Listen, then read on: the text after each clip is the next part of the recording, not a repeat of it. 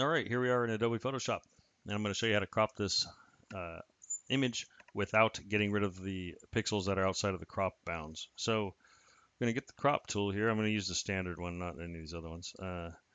And I will just go ahead and crop. You can either crop with these nodes, like they have, it's the standard ones you can move around here, or you can actually, I'm going to hit Command period real quick, and uh, you can draw your own crop.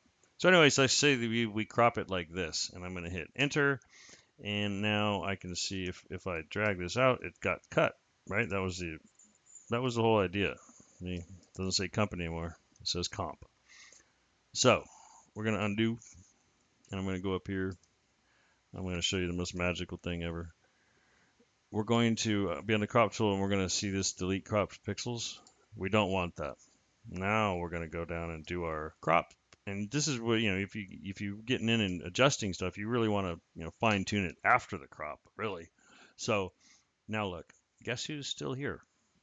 Our friendly little logo and the background. It didn't get cut. It's all there. So that's how you do that. Hopefully that helped, because that's a pain if you can't, if you don't know where to click. It's just one little click. So let me know if it helped in the comments. Hit like. Thanks for watching.